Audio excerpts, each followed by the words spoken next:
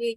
So this morning class, we will talk about the review of related literatures and studies. By the way, this is included in the introduction, ha? So when you start writing your introduction, you will be going to place this one after the scope and delimitation. So this is not a separate chapter anymore. After the scope and delimitation, you'll have the RRL. Okay? So when you say RRL or literature review, you will really review, ha. It's not about copy pasting, like searching for an information in the internet, copy everything and then paste it in your paper. That's not a literature review. So when you do a review, you have to evaluate, you have to analyze any information that you can get from any source. Okay? So, published knowledge, published body of knowledge ito, pwedeng printed, pwedeng online. So, how do you do a critical analysis or evaluation of these literatures? You can do summarization of the information. You can classify them if they belong in one theme or in one cluster. And then you can do comparison, especially for related studies. Diba? In your topic, you can actually get a lot of related studies, especially in the internet. You can compare either their methodology or the findings of their study. Okay? And then other things pa na you can do with the literature review, yung mga theories, especially yung theories na you're going to use in the theoretical framework. Okay? I-review nyo yun siya if that is really relevant in your research. Now, under the RRL, we have two types, the conceptual literature and the related studies. When you say literature class, we are dealing here with data-free materials. Okay, what do I mean by that data-free? We are concerned here about printed or online information, articles, or whatever, basta it's not a product of like direct investigation. So definitely this is not a thesis. This is not a result of an experiment. It can be a result of the experiment, pero hindi yung actual experimentation. Okay? So, pwede siyang foreign, pwede siyang local sources. Kasi if I can remember it correctly, in your senior high, if I'm correct ha, pinahiwalay sa inyo yung like foreign literatures, foreign studies, local literatures, and local studies. And I have read a lot of thesis or research studies na nagkakabaliktad yung literature and ang study. So pag literature ang sinabi, any information about your topic na data-free or non-empirical by nature. So hindi siya product of, take note of the word, direct investigation. So ang author class, hindi siya mismo yung gumawa ng experiment or ng investigation or observation. Nagsulat lang siya about that topic. So like when you say definition of like hand washing, that is a literature. Okay? So walang data, walang numerical data, or kahit linguistic data, wala. Okay? So sources of our related literatures, you can use almanacs. The most common that we have are the books, and then we have dictionaries for definition of terms, encyclopedias, handbook. The internet is the most common source nowadays, and magazines and newspapers. Those are related literatures. But if you are asked to make related studies, review of related studies, you have to make sure that it's coming from a study mismo. Okay? So it can be a thesis, it can be a dissertation, or a scientific paper, as long as it has data, numerical man or linguistic, pwede siyang published or unpublished. Basta study siya, research paper siya, it will belong in the related studies. Okay? So I hope walang mako-confuse, walay masaag na literature ibutang sa related studies. Okay? But both source, foreign or local class are accepted when we make our RRL. Okay? Sige. So, yan yung dalawang klaseng types of information or yung i-review natin in the RRL. So what are our sources for our related studies? Syempre, we have the dissertations, the thesis, by the way, yung mga thesis sa library, yung mga thesis ng previous batches, they are still accepted. They can be your reference also in your research paper. Okay, they will be under the related studies. Okay, and then we have a lot of studies published in the internet and even published in research journals. Survey reports are also considered as related studies class. Yung mga kinakandak na mga survey na mga different surveying organizations. Kasali yan siya sa related studies because they also contain data. Okay? May data sila dito. Okay, now we also have the so-called gray literatures. When you say gray literatures, they are either unpublished, pwede din naman siyang published pero in non-commercial form. So, hindi talaga nakapublish doon sa official journal like yung official journal ng mga medtech or official journal ng mga nurses. Hindi siya doon nakapublish. Pwedeng pinublish lang in a site sa internet. Yung iba hindi talaga nakapublish like our thesis in the library, hindi yan siya nakapublish. Ang tawag natin dyan, gray literatures. Now, the question is, are gray literatures also accepted sa research natin? The answer is yes. We can also use them as our reference in making our own research paper. So what are other examples of our gray literatures? We have government reports, mga issue papers of the government or an organization, policy statements, yung mga handbooks natin dyan, pwede yan siyang isali in our research mismo. O mga conference proceedings, preprint and postprint na mga articles. Nasabi ko na kanina yung thesis and dissertations. Research reports, yung mga results ng surveys, either geological or geophysical, maps, may part kayo doon sa paper na naglalagay talaga kayo ng map, newsletters and bulletins and fact sheets. All of these are either unpublished or published in non-commercial forms. We call them gray literatures, and then again, we can use them as reference in our research studies. Now, why do we need to do a literature review? So, yung reason, the purpose of the literature review is for us to gather more information about our topic. Okay? Ano man yung napili ninyo, mag-gather natin yan. Sa actual research, ini-indicate pa ba na gray? No need. Hindi na siya ini-indicate na gray literature ba siya or published elsewhere. I'll be showing you later an example of an RRL, actual RRL of existing natin na research sa school. Okay?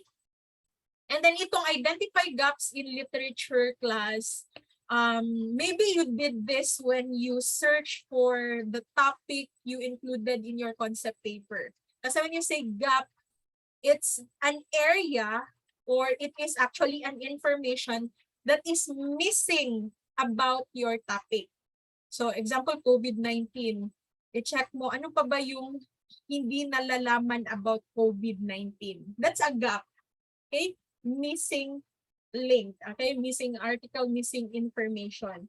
So we can do literature review to look for these gaps on the body of knowledge, okay? You may also do literature to identify certain people na nag-conduct na din ng research about your field.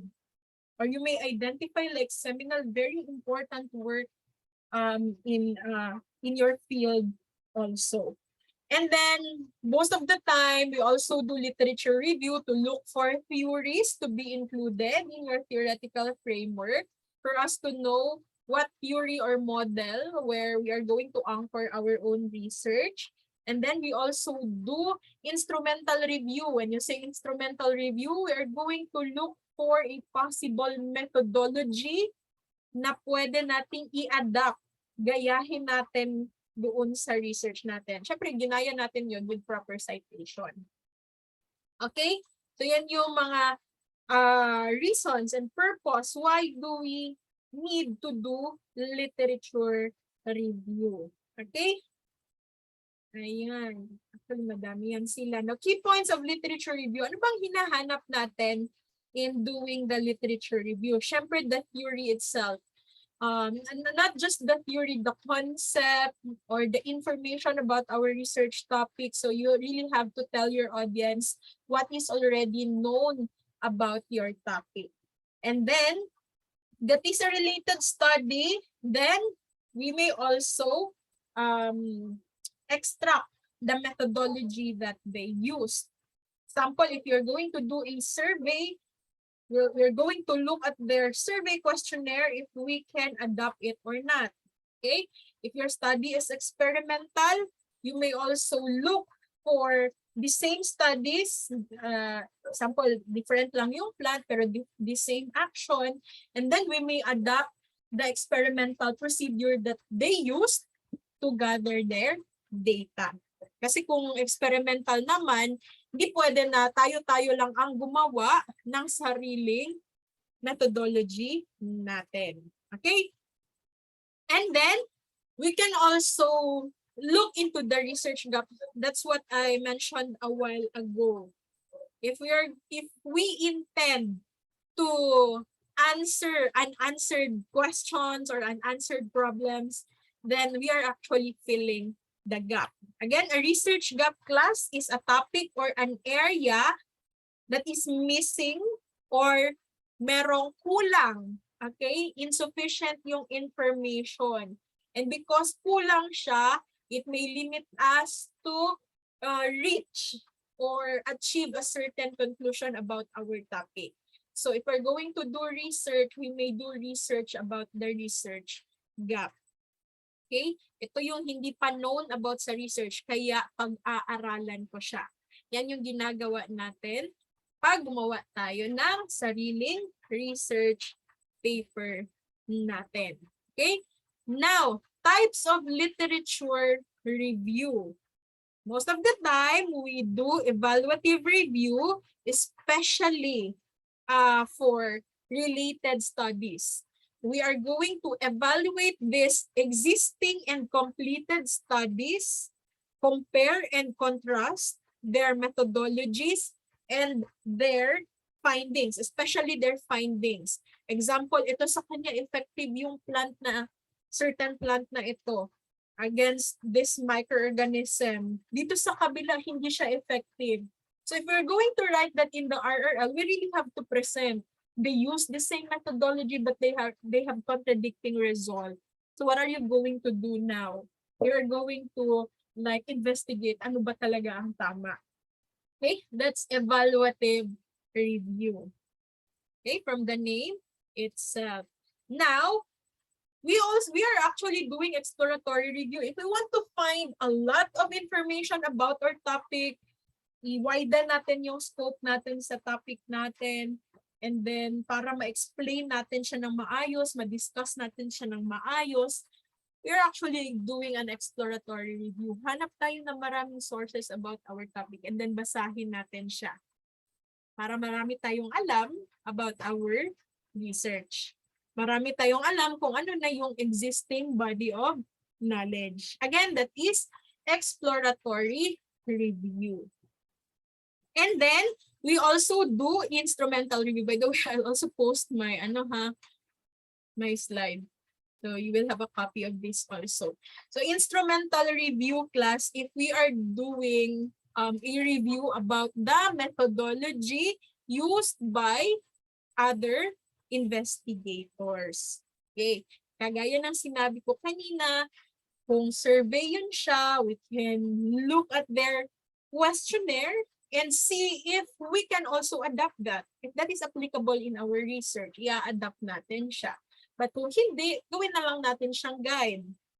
Kung experimental research naman yan, we can really adapt their scientific procedure. Okay? Because again, we are not allowed to make our own procedure in making experiment. Puwera na lang kung yun talaga ang research natin. Magde-design tayo ng bagong procedure. So, ite-test natin kung tama ba yung procedure na gagawin nyo.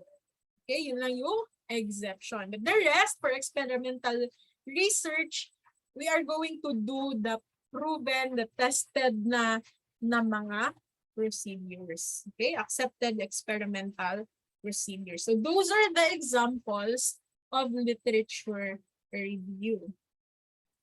Okay, types pala. And then we have here sources of literature. I think in your English class na ano na ito, na-discuss na ito. Assuming kay ko. Pero kung na-discuss na, i-ano na lang nato, i-review na lang nato para ma-refresh sa inyong mind yung mga different literatures natin. So again sources of literature ito, but they are all accepted when we are going to make our own research. Okay? Now, if your research class is the original piece of work, ito talaga yung pinakaunang nag-experiment, first-hand talaga ang kanilang result, sila talaga ang nag-investigate, so they have the actual result, the actual finding of the study. We call that a primary literature. Okay? So example, reports. Nagkaroon ng survey. Ito yung report ng survey na ito. Diba nung nakaraang election, marami masyadong nagkakandak ng survey. Their results are actually classified as primary literature. Okay? Kasi original ito, piece of work, yung data nila is really empirical. Mga conference proceedings natin, yung thesis is also considered a primary literature. Yung gagawin ninyo na thesis, magiging primary literature yan, especially the findings of your study. Okay? And then all the data coming from an experimentation is considered a primary literature. Okay? Now, the subsequent publication of these primary literatures are called secondary literatures. If this thesis class is being published in a journal and then it is being edited, nagkaroon ng mga commentaries doon, yung editor, magiging secondary literature na lang yun. Okay? So another one, kung kukuha tayo ng information coming from this certain person, ilalagay natin siya sa research natin, but with proper citation magiging secondary literature na yun kasi hindi naman tayo yung original author. Okay? The information in our books are actually considered as secondary literature kasi yung author dyan, hindi naman sila class yung nag-discover ng lahat ng information dyan. Okay? Diba parang naging compilation na lang siya yung ating libro. Yung libro natin, meron din siya sa last references or bibliography. So definitely it's a secondary literature. Newspapers also will become secondary literature when they report a certain news. The information most of the time is not coming from the one who writes it. Nag-i-interview sila ng nakasaksi ng pangyayari na yun, okay? Or they gather information from police reports, secondary literature, okay? So articles and books in which the authors give his or her own interpretation of the data is considered secondary literature. Okay? And lastly, we have tertiary literatures, which we also call search tools. So definitely, tertiary literatures is like parang, anong tawag dyan? Yung parang ProQuest class na parang search engine na lang siya. They will collect a lot of like references or materials, put it in one website wherein, or one example book, wherein the reader may scan or pwedeng mag-search na lang. Tapos malolocate na yung either primary or secondary literature for a certain topic. So what are the examples of tertiary literature? Indexes, yung mga abstracts natin. Encyclopedias or tertiary literatures wherein kinocompile na nila lahat, primary, secondary, ilalagay sa isang book, isang encyclopedia. Especially the bibliographies kasi this will help us search itong about na topic na ito and the author na available. Textbooks and reference books may also be considered tertiary literatures if it has become a compilation of both primary and secondary lits. Okay? So yan yung ating sources ng literature. Any question before we'll continue with the 5 key steps? I'll just finish this one class and I'll give you the remaining time for you to either relax or do your things with other subjects. Okay? Kasi wala pa din naman tayong topic. So, wala talaga akong masasabi. Wala akong masasabi kapag hindi ko alam ang topic ninyo. Pero pag may topic na kayo, I can give more time to that. Okay?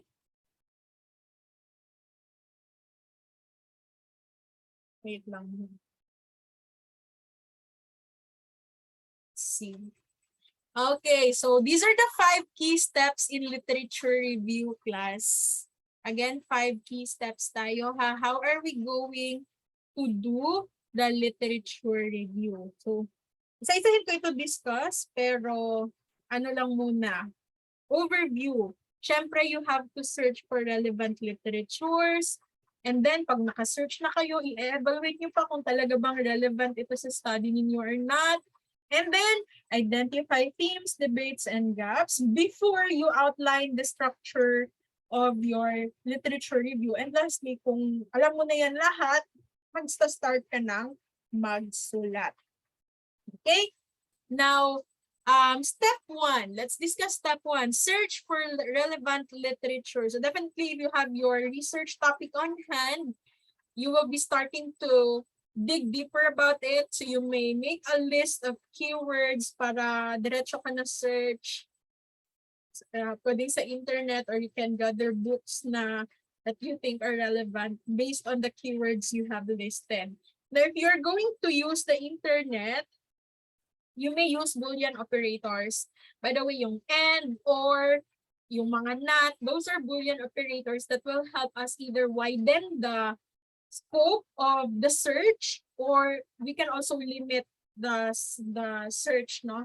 Kung ano yung lalabas na mga references, especially pag nilagyan natin ng not, talagang hindi na masasali yung nilagyan natin ng not. Okay? In searching. So again, we call that Boolean operators. Now after class, meron ka ng keywords and nag-start ka na ng search, hindi basta-basta copy-paste ka ng everything now. You have to evaluate also your search sources. Mag-evaluate ka and mag-select ka ng sources. And in the evaluation, kasali dyan, yung pag-evaluate whether your source is credible or not. Now, in the internet class, we believe na maraming fake news, except sa medical world, maraming medical claims, maraming mga myth, okay? So we have to really evaluate the credibility of these sources. So pag sa internet kayo kumuha, class, yung matatawag natin na credible na mga website, yun yung mga websites na nag-e-end sa .edu. Ibig sabihin yan, that is a website of an educational institution, mostly universities. So universities class concentrate on research works. Now, pwede ding .gov, okay, yung mga government agencies natin. Example sa COVID-19, yung mostly binabasa natin na website, yung sa FDA, yung sa DOH, ganon. And then, pwede din namang .org. Pero you have to consider pa kung what organization is like publishing that certain kind of information. So what you need to be careful is yung .com. Kasi mostly .com naman talaga, di ba? And .net. Okay? Be careful with these two kasi not all sites plus are credible. Okay? Kung diskumpiyado kayo sa information ng isang website, you may look for another one and compare the information na pinablish nila. Okay? So, as you evaluate and select your sources, so syempre you have to take note also of the things you need for the proper citation. The name of the author, the year of the publication, even the title of the article, the name of the website, etc. Okay? Para we can give credit, proper credit to the person or the persons na nag-work for that originally. Now, after that, step 3, identify themes, debates, and gaps. Okay? Kasi sabi ko kanina, RRL is not about copy-pasting information from the internet. Paste natin doon sa paper natin. So, si RRL, pag alam niyo na this is a credible source, you may identify trends and patterns or themes kasi pwede nating i-group together sila. Ito, kung COVID-19 yung ating topic, i-grupo natin ito sila. Lahat sila sources na nagsasabi na ito yung signs and symptoms of the COVID-19. Okay? So isang ano yun siya, isang theme. Okay? And then dito sa kabila, ito na yung mga nagawang intervention for COVID-19 like vaccines or drugs, whatever. Okay? So aside from the themes, you may also identify trends and patterns, debates, and even conflicts and contradictions. We may also take note of that. Because remember, I told you a while ago na there are researchers that study the same thing but they have different results. Para alam natin na may nag-study na pala nito, iba-iba yung results natin, and alam natin kung ano yung gagawin natin. Kung i-verify pa ba natin, or hahanap tayo ng other study pa just to confirm ano ba talaga ang totoo. Okay? And then we may also do or identify pivotal publications. Ito yung mga publications na strong ang influence when it comes to theories, or because of that publication, nag-iba yung direction ng study sa isang field. Okay? And lastly, we may also identify gaps in research. Okay? Again, ang sabi ko kanina, yung sa gaps sa research class, ito yung missing link. Okay? Any information, any area about sa topic mo na insufficient ang information. Okay? And then step 4, we may outline our literature review structure. So, before ka talaga mag-start magsulat, magkakaroon ka muna ng planning. How are you going to do your literature review? By the way, wala tayong prescribed or specific length of the literature review. Wala tayong kailangan 5 pages talaga or 10 pages. Walang ganyan. Nakadepende yan siya sa topic ninyo. Okay? And yung paggawa ninyo, yung structure ng inyong literature class is nakadepende din sa inyo. You may choose one of the following strategies or you can actually combine these strategies. Okay? Para masulat nyo yung inyong literature review. Okay?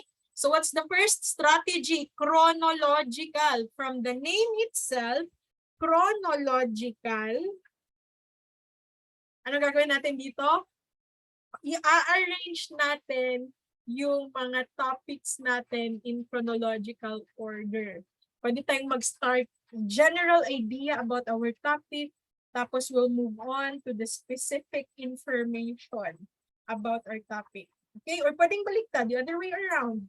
Pwedeng nag-specific muna, nag-discuss ka ng specific things until umabot ka dito sa general idea about your research. Okay? So sa chronological, again, this is not copy-pasting ha. And this is not just about listing information or summarizing information. You may also discuss patterns, themes, pero you have to arrange it in chronological order. Okay? Pero, pag ayaw mo nung chronological order, you may use this strategy. Thematic strategy in doing a RRL. Okay? So, ano yon? Yung thematic analysis. You will be identifying themes. Okay? Identifying themes. So, magkakaroon ka ngayon ng parang subsections in your literature review. I will show you an example later para ma-picture out nyo ano ibig sabihin ng thematic map.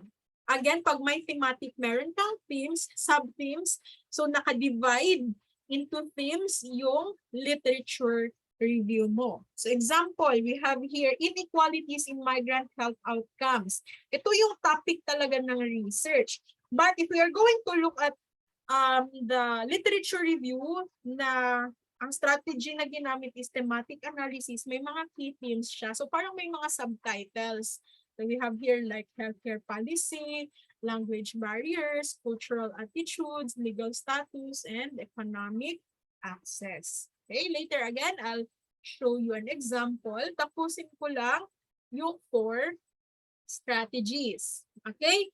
So sa third one, sa methodological naman, we use this more on the methodology section of the paper wherein we are going to adapt the methods used by other researchers to our own research. Okay? Pwedeng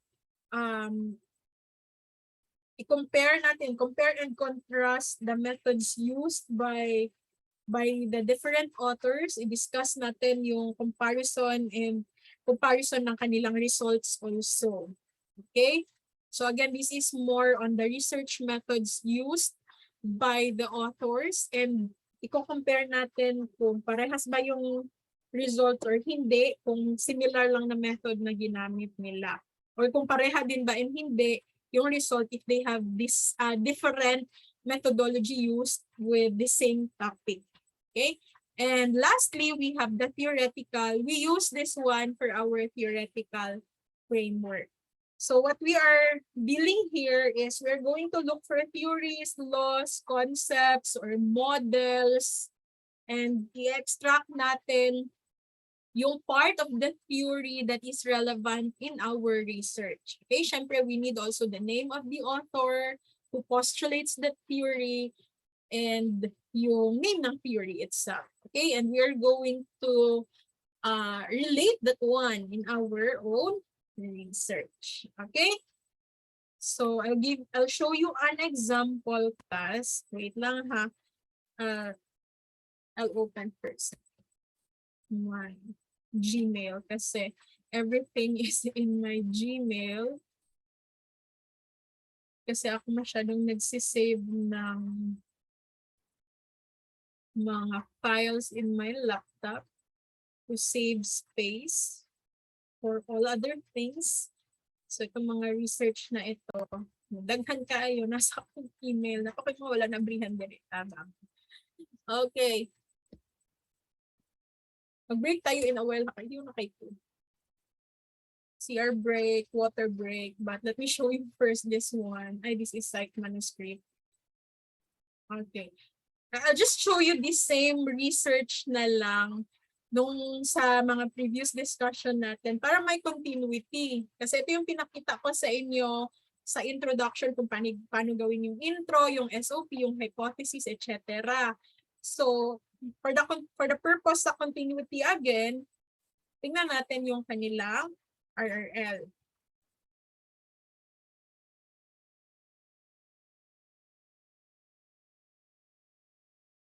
Ay, nasubra na ba? Wait. Ay, scope. Ayan. So, di ba sabi ko, after scope and delimitation, nasira lang yung format nito ha. You will have the RRL. So as you can see, class, this is the review of related literature. Hindi na siya dinidivide sa studies ha. Kasama na dito lahat, studies and literature. Unlike your high school na research na ihiwalay talaga foreign literature, foreign studies, local literature, nakahiwalay lahat. Ito, as in, isagol-sagol na natin sila tanan. So we will just have the title, Review of Related Literature. So if we're going to read this one, pero syempre dili natin siya basahon tanan kay kas kaayo. This one is an example of a chronological strategy. Chronological ito. As you can see, walang themes, walang sub-themes. Pero actually parang may a little touch of thematic strategy ito sila sa last. When they identified, pero not really thematic. This is more on chronological. So wala, diretso-diretso lang talaga. Diretso-diretso lang yung lahat ng information they have gathered from all the sources that they have. Diretso-diretso lang yung pag-discuss nila in their RRL, like starting from the millennials. So marami sila masyadong information about the millennials here na related to their topic kasi diba this is medical fake news and fear mongering during COVID-19. Tapos yung influence, parang impact on the vaccine confidence of the millennials. Okay? So they have provided that one. Diretso-diretso lang ito ha. Kung babasahin niyo ito class, andito na lahat literatures. Meron na ding studies dito about millennials. Tapos, wait lang. About so na millennials. Tapos on the latter part class, meron na silang discussion about the medical fake news and fear mongering. Okay? So parang inisa na nila ito. So chronological strategy ito. Dito lang siya nagkaroon ng parang themes, pero actually we cannot really call these themes kasi ano lang naman ito, yung mga medical fake news lang, inisa-isa lang nila. So, hindi talaga siya matatawag na themes or sub-themes. This is still chronological na strategy. So, di ba mahaba masyado yung kanilang RRL? Tapos walang themes, no? As in, tuloy-tuloy lang yung discussion. Okay? Sige. Dili naman kayo. Ay, wait. Napatay. Ito pala yung recording. Ito lang talaga ito. And then, we'll end. Yung kanina, ano yun ha? Chronological. Ito yung example ng thematic. Yung sa methodological, hindi ko na isasali ha kasi we will just look at the methods lang naman. And then yung sa theoretical, ang example nun is yung theoretical framework which I discussed sa prelim pa. So, this one. Ayan. Review of related literature study. As you can see, class, they just have the introduction and then they proceeded with the different sub-themes in their RRL. So like they have demographic and face mask disposal.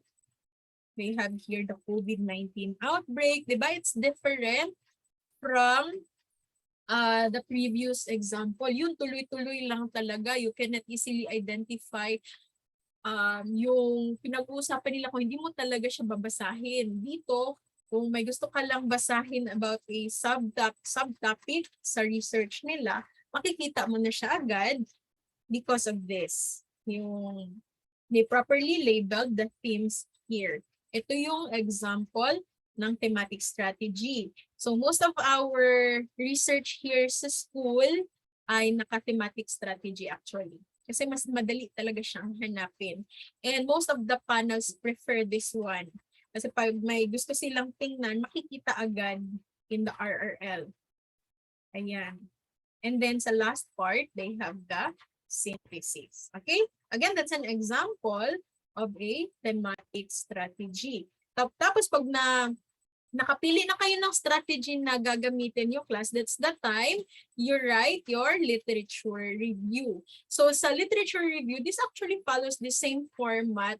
If, di ba, sa English ninyo, gumagawa kayo ng paragraph and your teacher class taught you that we have 3 parts of the paragraph, no? Introduction, body, and conclusion. Ganun pa rin yung RRL. So you have the introduction here where you are going to establish the focus or the purpose of your literature review. So just like my example a while ago, naka-sub-theme sila pero they have a little introduction. Ito yung laman ng RRL nila. And then sa body, doon na natin makikita yung different information from the different sources. Now, if you have chosen to make or to use the thematic strategy, then you are going to use the subheadings, yung naka-bold kanina. And lastly, you have the conclusion wherein you're going to summarize the most important, the most salient information na nakuha ninyo from your different sources. And you have to cite their importance. If you can remember, my last example, itong naka-thematic strategy, sa pinaka-last page nila, they have the so-called synthesis. Actually, that's the form of the conclusion for them. This one, the synthesis. So among all the information na masyadong marami, they highlighted the most important ones and they placed it here in the conclusion part, or we call that the synthesis. Okay? So sa body ng inyong RRL, you can do the following. You can summarize and synthesize. Kunin nyo yung information from your source, you summarize it, and make it as a coherent whole. So, gamit kayo class ng mga transition words or yung mga connection words natin para maging one whole writing talaga yung maraming masyadong information about our topic. So you may also analyze and interpret. Do not just paraphrase kasi ang alam ko meron tayong software na ginagamit for paraphrasing. Pero mag-add naman kayo ng sarili ninyong interpretation if possible, especially sa mga findings of the related studies. Okay? Or you may evaluate the source. Okay? Yung literature na nire-review ninyo, you may highlight the strength. Example sa study na ito, ang strength nila is maganda yung methodology na ginamit nila. And then you may also include their weakness. So ang kulang doon, may kulang sa part na ito. Kaya pwede siyang maging gap and pwede yung doon nyo pag-aaralan yung kulang, yung weakness ng source ninyo. So again, please use connectors para yung mga transition words natin to connect all the information from our different sources. Okay?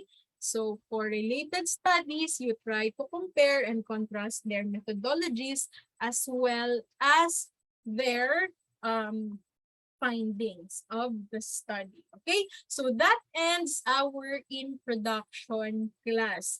Once you have your research topic, you may start doing your introduction up to the RRL.